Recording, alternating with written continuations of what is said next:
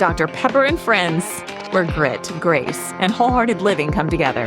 And now, here's Dr. Pepper. Hey, thanks for tuning in to Dr. Pepper and Friends. I know, I've got a tough work environment today, but that's the way it goes.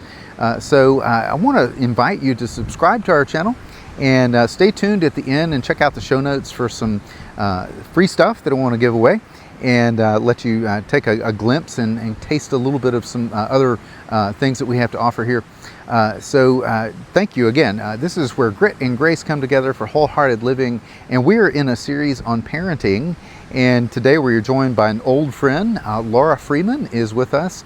She used to be at the Pratt Clinic as a therapist and has since moved to Mandeville, Louisiana, just outside of New Orleans.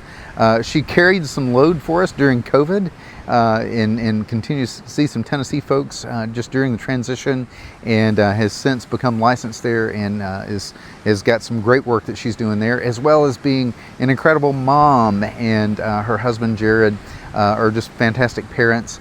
So we're going to be talking today about grandparents and the kinds of boundaries that are sometimes challenging for both adult children and their parents. I know that you want to tune into this, and we thank you so much for being with us. So let's join Laura as we jump on this Zoom call together. All right, well, we welcome Laura Freeman, and as I said in the introduction, Laura has been with us in Jackson, Tennessee a few years ago, and in the middle of COVID, she made a run for the border, man. She went to Louisiana and has been in that New Orleans area for some time now. So catch us up a little bit on what it is that you're doing there, and I know you're spending a lot of time just being a mom, and that's awesome. So talk to us about what you're doing professionally too. So currently right now I am momming it, and I absolutely love that. I didn't ever see myself as a stay-at-home mom, but partly just what my daughter needed, and then just the way my life fell, we flowed into it, and it has been a very good season of rest from a career.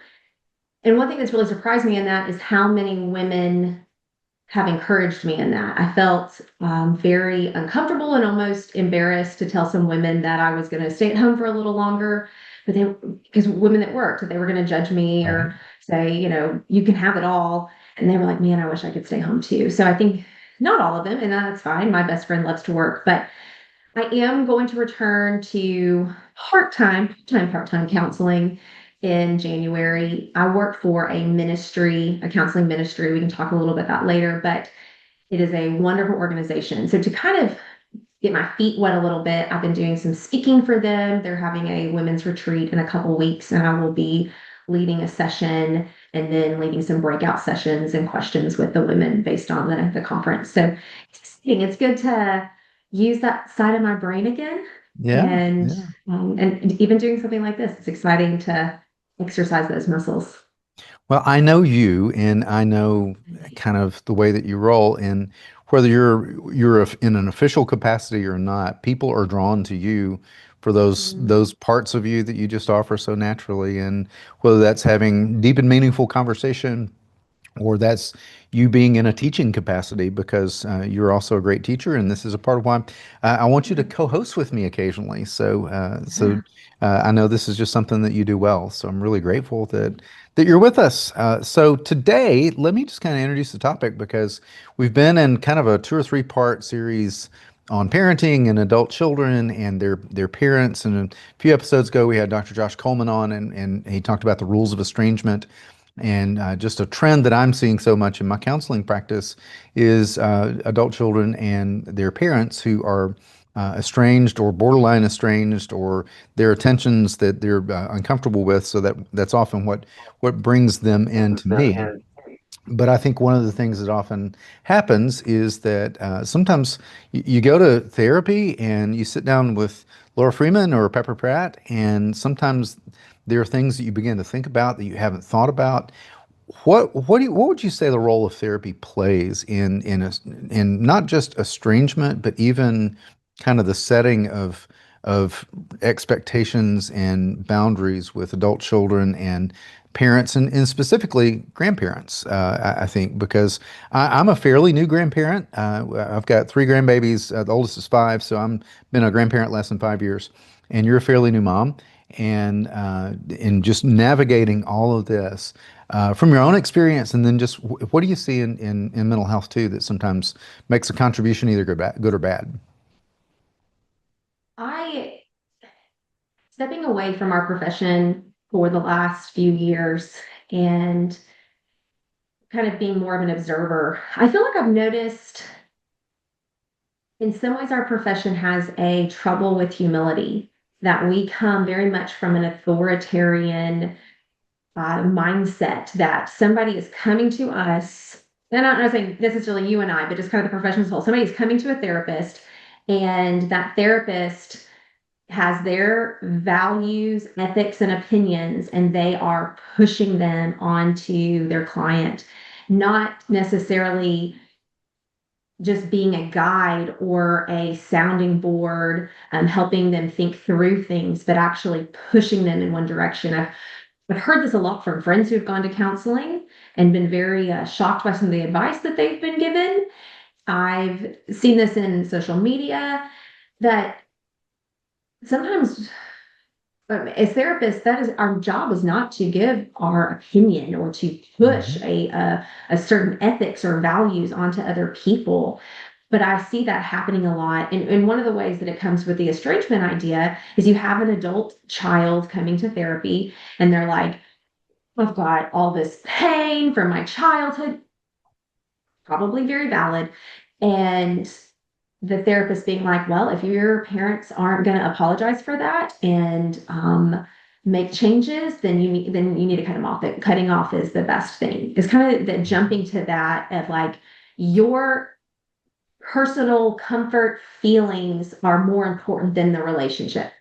And Mhm. I think that is a very unhealthy view. I'm not saying there's not some situations, and please, this is a nuanced conversation, so I don't want anybody coming at us, Right. but Yeah, and to be clear, I mean, most therapists who are ethical, they know their role and they know that they are facilitating someone's heart and helping them to learn and to discover. And in some cases, there may be a need for some boundaries.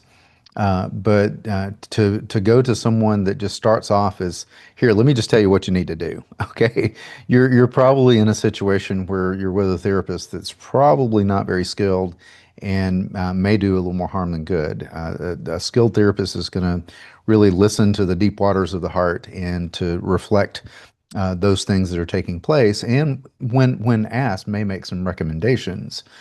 But the other part of that whole scene in therapy is that therapists only get one side of the story.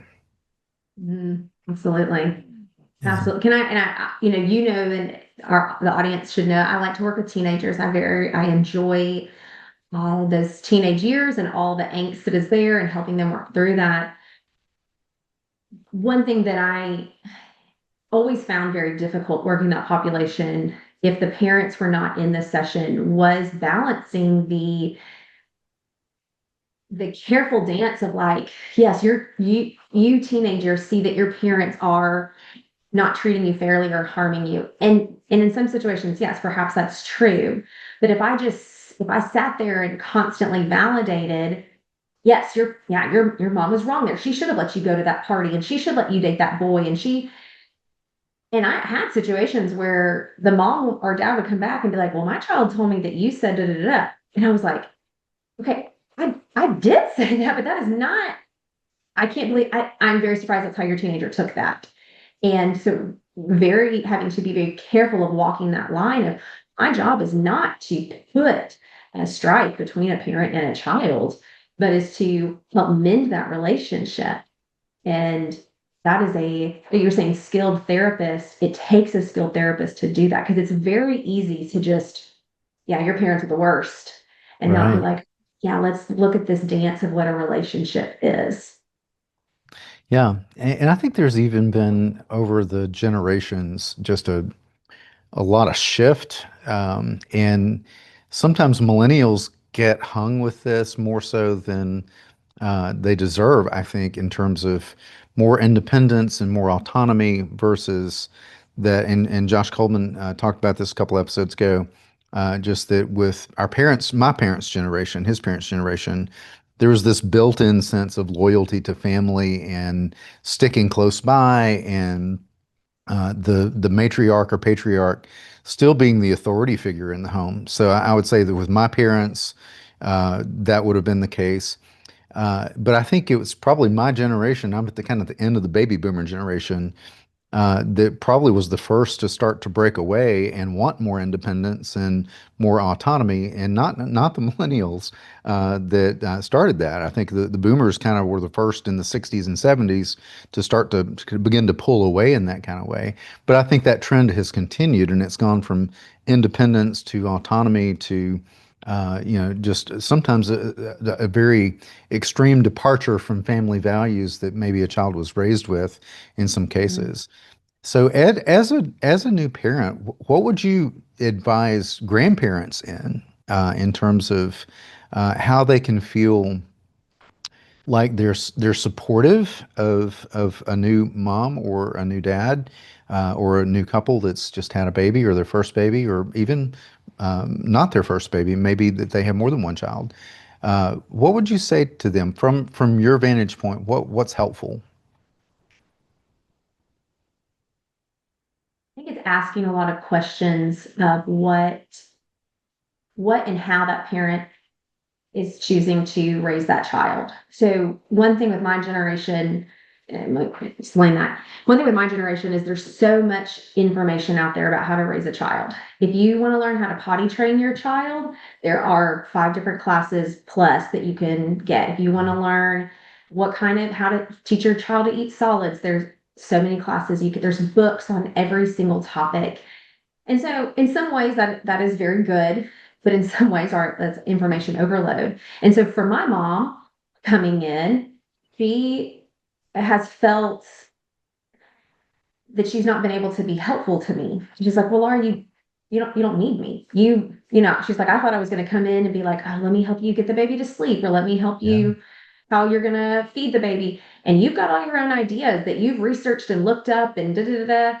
And she's like, I don't feel like I can help you at all. Or she's nervous, as she shared, that she's going to do something wrong because I have had very set ideas. And I admit Right. that. I probably had too much information, but a lot of millennials have that. So the way that we were raised, the decisions we that our parents made are very different than what 2 or 3 generations past because the information age is here. It's not saying that we don't need our parents' wisdom. We do, absolutely. But sometimes it's ask your adult children, how can I help? How can I support you? How are you going to choose to do these certain things? Also, something that I see with parents is this feeling that because it's their grandchild, they get to do whatever they want. Kind of that whole idea of Mm. like, well, I'm a grandparent. Right. Right. And there's not a respect level for that adult child being the parent and Yeah. stepping into that adult role, and they get to make their own decisions for their child. And the grandparents being like, well, I did this, so I'm gonna, if you want my help, if you want me to come watch the kid, then you have to. I hear that a lot from friends and on online groups. Yeah, for parents of adult children to take the attitude of, well, I raised two on my own. I figure I know what I'm doing, so forget what your rules are. I'm just going to do it my way. That's crazy. I've got two sisters that are 11 and 8 years older than me, and between the two of them, I think they've got about 16 grandchildren. So they have been such good mentors and sages for me in this navigating this process. But one of the things that they told me early on, this is probably in the first few months, she said that child belongs to them and not you. And Mhm. they are the kings and queens of their domain. And if you want to remain in the kingdom, you need to abide by kingdom rules. If you don't abide by kingdom rules, you may not get allowed in the kingdom again. I like your sisters. Yeah, it was good. And it was, I think once we kind of wrapped our brain around that, it was like, oh, okay. And everything just flowed so much better when we kind of accepted that reality. And it's common sense, but it's still just a very valuable lesson that we learned. You mentioned this a minute ago, but social media, how do you feel like social media may fuel division or resentment between adult children and parents? Social media is a double-edged sword, and it must be consumed very carefully and thoughtfully and with wisdom. Because on one hand, I have seen adult children, millennials, find a community, a place to express and to vent frustrations about how their parents are grandparenting or just relating to them as adults, their children as adults, and finding good support system and advice on how to navigate that. On the flip side of that, their social media very much makes everything individual, right? Like I am the one posting about myself and my life and what's important to me. And then it fuels that idea like, well, all of your feelings are true and valid um, and right, and you don't have to see anybody else's side. It's all about you. Because so then you have people that are not helping you navigate this situation, but just cheering you on and spurring you forward. You just cut them off. I couldn't handle that either. I mean, once we started talking about doing this episode, I sent you a couple things, but I started noticing this so much in culture. And one of them, there's an entire account of people that will post videos of their in-laws or parents acting quote unquote badly. And yeah, and some of them are really awful. Like I couldn't believe that those were my parents. At the same time, some of them were a conversation could be had. We don't need to just go out there and put out outrage videos for people to just validate us. Yeah. But maybe take that in privately and discuss it with the family. No longer can we have discord or discussion amongst our family and like, let's work this out. It's, I have this pain, I'm going to post it and get everybody to validate me. And that Yeah. just fuels that fire. Yeah, social media is much more of an echo chamber than it is a sound measurement of baseline reality. I say things that people out there who agree with me are usually going to, give a thumbs up to, and the people that may hear me say something and think, "Man, Pratt's an idiot. What in the world?" They're not going to usually say anything, at least in the circles that I tend to see on social media. So yeah, no, that's good. Uh, let's talk a little bit about the difference between like a healthy boundary versus just flat out cutting off. Okay, so we mentioned something about this a little earlier, but what would you say is kind of the difference between setting a healthy boundary in a either grandparent and adult child relationship, or just jumping right all the way into cutting somebody off? Where's something that could be healthy in a way that it doesn't necessarily always have to feel like rejection? Right. So a healthy boundary starts with having a conversation with your parent, with or the adult child, because sometimes it has to go the other way. Typically it doesn't, but it could.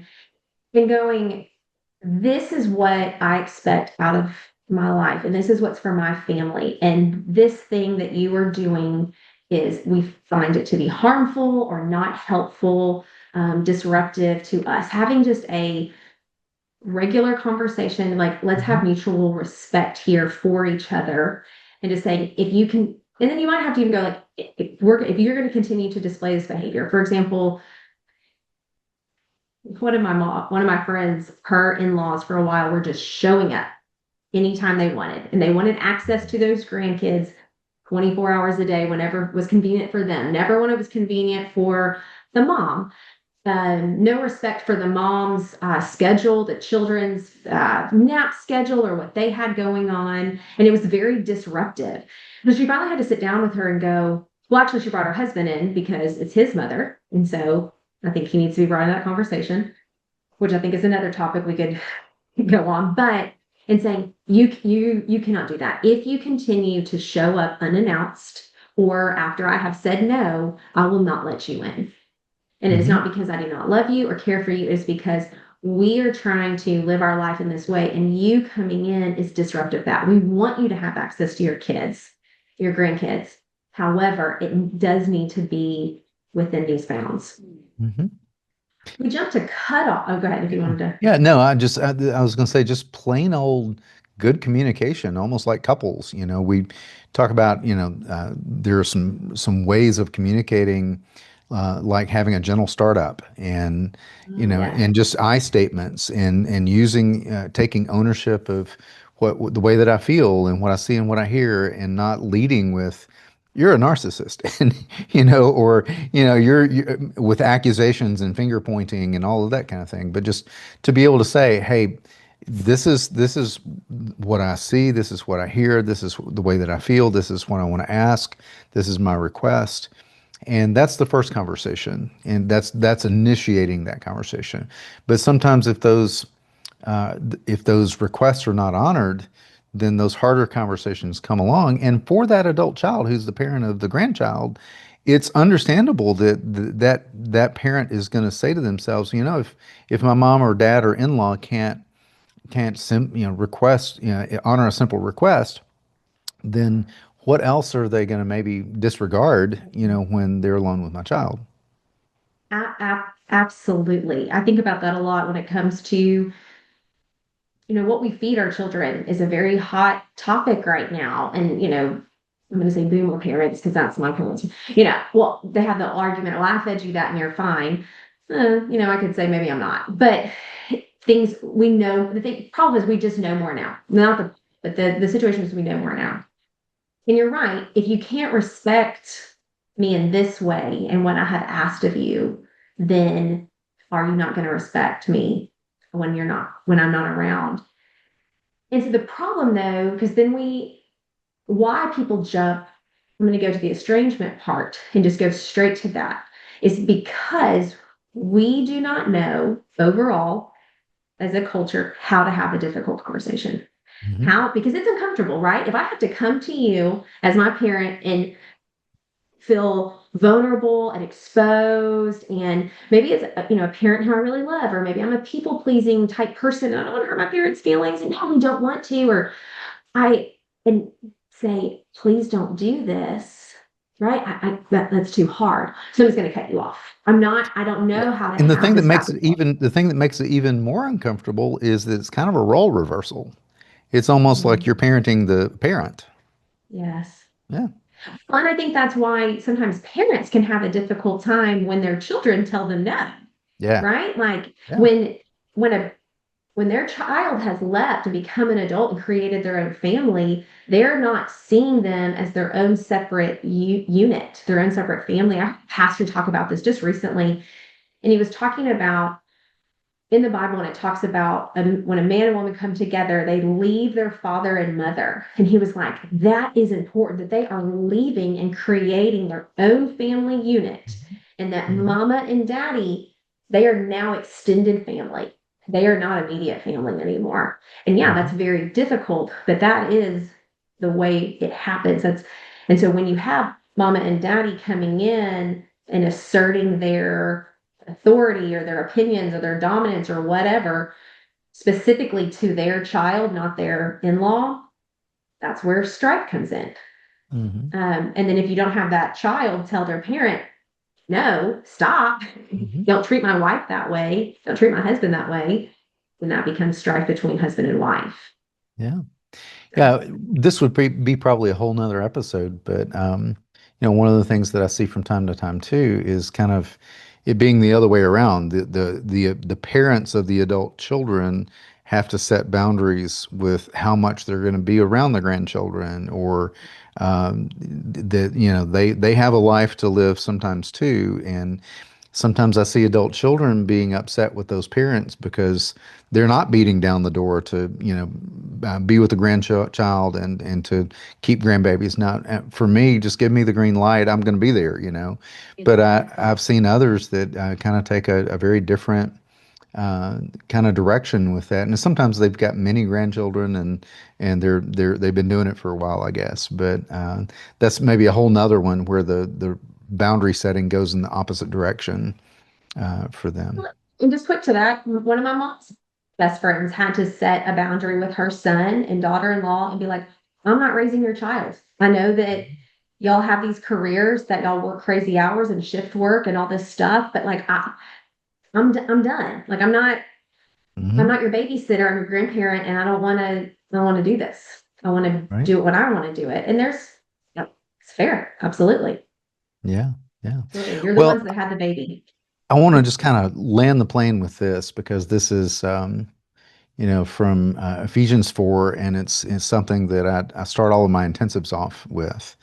But it says that we're to walk in a way that's worthy of our calling, but we're to be humble, we're to be gentle, and we're to make every effort to preserve the peace that goes into our relationships. And I think there's so many intervals and steps in between uh, having a little bit of tension and discomfort, setting a boundary, and between setting the boundary going all the way to estrangement and cutting off. There are so many conversations that are worth having that may not always go the way that we would like for them to go. But that's where the humility comes in, and that's where the being gentle in your speech comes in, and setting the relationship above the issues at times to be able to say, look, I'm going to be your dad no matter what, or I'm going to be your child no matter what, your son, your daughter. But here's some things that we need to talk about, and to just be able to kind of take ownership. So, Laura, thank you so much for being with us. Talk to me a little bit about the ministry that you're working for, and going to pull back in and do a little bit part-time kind of gig there. Yes. So I work for a ministry called No Heart Left Behind. And it was started by a woman who had come out of addiction and anger issues and came to the Lord and got a biblical counseling degree and a lot of other training. And her heart was just to help hurting families. She came from a family that was very dysfunctional and abusive. And the Lord did a wonderful transformation on her life. Her daughter is the executive director, and so they work with families to empower them and equip them to meet any need that they are able to. So it looks like this is not something that I necessarily help with, but they'll do Bible studies, or they'll do if a family needs housing or furniture for housing or meals or whatever, they will try to help there. The part that I help with is the counseling ministry. Hmm. Their view is they don't want anyone to be turned away from counseling because they can't pay. And so it is a pay what you feel led to pay. You can pay $5, you can pay $100, but you do have to pay something because that gets people to buy in. People are more likely to value something and take something seriously when they have a little skin in the game. So we do ask that people pay something, but it is a way for people to get truth and a biblical valued counseling, which can be difficult sometimes, with also the truth and understanding from psychology that is great also. And so we try to marry those two. And it's been wonderful. There's a lot of growing pains that it was just the mom, and she's getting older. And so they've been bringing in a lot of licensed counselors like myself to kind of really push that to the next level. And we've been not even renting space. We were at a doctor or a dentist office for the last like 3 years that Yeah. they were gifting us some of their extra little Yeah. bays. And now starting January, we have a building. So the Lord has just Great. really answered prayers to grow it. And what town is this in? This is in Mandeville, In Louisiana. Mandeville. Okay. All right. It's Good. about 40 miles north of New Orleans. Okay. All right. Well, fantastic. And Well, I thank you so much for lending us this part of your brain for a little while, and I'll look forward to doing some more shows with you in the future. yes, thank you. Hey, thank you so much, Laura Freeman, for helping us out today and dropping some wisdom on us. We really appreciate your perspective and all the things that we were able to learn just about where those lines need to be drawn, and how really, even as a grandparent, that it's helpful for me to respond to my adult children, and to not just be there for them, but to be supportive in all of their parenting. So thank you again, Laura, and we'll see you again soon.